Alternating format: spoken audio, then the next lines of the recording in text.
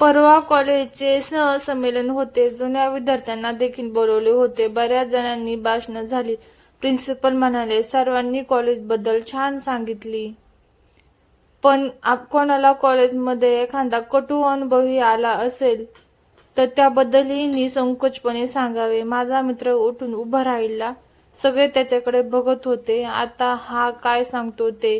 तो म्हणाला, माझी आणि आमच्या सोची ओळख याच कॉलेजमध्ये झाली. टाळ्यांचा कडकडाट. याला म्हणतात पॉझिटिव्ह ॲटिट्यूड. नवरा दारू पिऊन रात्री उशिरा घरी येतो. बायको हातात झाडू घेऊन समोर उभी दिसते. नवरा, किती वेळ काम करशील? रात्रीचे 2 वाजले, झोपायचं नाही का? वकिलाची पत्नी, आम्ही बायकांनी सकाळ संध्याकाळ राबून स्वयंपाक करून तुम्हाला जेवायला घालायचे असे कुठल्या कायद्यात आहे? वकील, घटनेत लिहिलेले आहे. प्रत्येक कायद्याला जेवण देणे बंधनकारक आहे. बायको, हॅलो, कुठं आहात? नवरा, ऑफिसमध्ये. आणि तू? बायको, मी हॉटेलमध्ये तुमच्या मागे 2 टेबल सोडून बसले.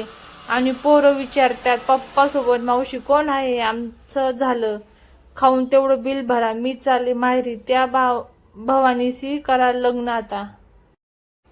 एका सासूची प्रार्थना, हे माते, माझ्या सुनेला दिवाळीचे साफसफाईसाठी तितकी शक्ती दे जितकी शक्ती नवरात्रीच्या 9 दिवसात उड्या मारत मारत गरबा खेळताना तिच्यात असते.